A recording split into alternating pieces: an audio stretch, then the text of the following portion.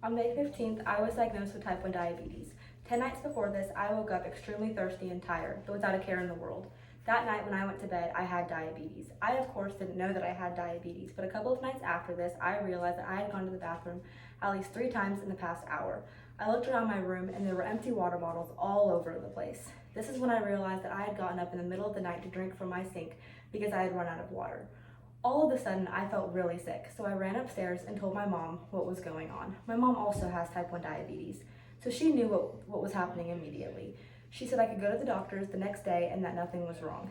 The next day, I was ecstatic about missing school, but when I had got there, they had me urinate in a plastic cup, and I thought, excuse me? I'm only here because I have a cold.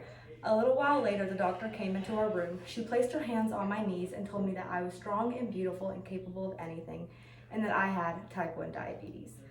All this time, all I knew about diabetes was that you have to test your blood and give yourself shots every day. So I was freaking out and so many questions were running through my head, but I realized that she was still talking. She said that the hospital was expecting me in about an hour and I had time to go home and get anything I needed. My mom didn't tell me that I had diabetes that night because she wanted me to have my last night of freedom, free from the stress of T1D. And as I was walking out of the doctor's office, all I was thinking about was how I needed my little sister. I was quiet the whole drive up until we picked her up. She got in the car and explained that what had happened and that I was the first person that I wanted to tell. She was only 8 years old, so she was a little confused, and she was looking back and forth between my mom and me. Then she started to giggle, and this made me laugh. I didn't feel like she was laughing at me and the fact that I had diabetes, but I felt like she was laughing just to laugh. I got home, I packed my things, and I left. I was walking to the hospital when my mom said that my best friend was on the phone. She asked me where I was, why I wasn't at school, if I was okay, and if anything had happened. I told her that as I was walking to the hospital. After a couple of seconds of silence, she whispered, "Oh shoot, did you break your leg?" I giggled a little, took a deep breath, and told her that I had been diagnosed with type 1 diabetes. Then there was just this silence, and after that, muffled crying. This made me so nervous, but I realized that I couldn't be afraid of who I was. When I got back from the hospital, I started to have a complete meltdown, and I decided that I wasn't going to have anything to do with diabetes. I wasn't going to dose, I wasn't going to care, but I quickly realized that this was not the best solution, and it was hurting me way more than it was helping.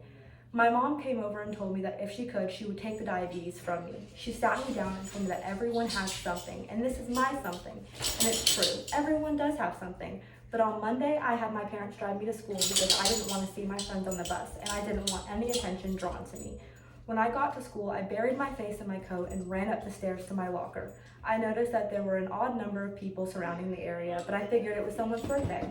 As I got closer, I noticed that all these people were surrounding my locker, and I went completely red. I found out that my friends had gone to school early to decorate my locker, and they had gone out and bought all sorts of gifts too.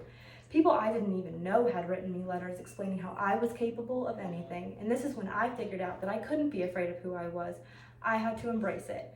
But it's been hard, and I've tried really hard to stay open and positive about diabetes, but people just don't understand the difference between type 1 and type 2 diabetes, which are totally different things. I was made fun of a lot because of it, and I've had to explain to tons of people that I'm the same person and I can do the exact same things that they can. They just don't understand. But my sister said that there are always going to be people like that in the world, and you either have to push past or push them down. If I hadn't gotten diabetes, I wouldn't have been able to meet my best friend who also has T1D. And don't get me wrong, diabetes is awful, but I've had the opportunity to do amazing things because of it. For example, over this past summer, I was chosen along with 2 other kids to represent the state of Utah in Washington, D.C. I got to speak with Senator Hatch and speak to him to renew the special diabetes program, which is the fund of $150 million given by the government per year for diabetes research. I told my story to Rotary clubs, local news stations, and other students. And about a year ago, my friends and I convinced the Park City School District to hire more school nurses. I started to rent photo booth companies with my younger siblings, and we donate 50% of our profit to JDRF. I have the goal to raise $1 million before my little brother graduates from high school. I'm working on it with the CEO of JDRF and my current family. There's no cure for type 1 diabetes, but it has taught me to be more empathetic of those who are different. It's taught me to stand up for myself, to run a business, to speak in public, and to stand up for others. But more importantly, it's taught me to try harder, to find a cure, inhale the future, and exhale the past. I'm capable of amazing things, and so are you. Thank you.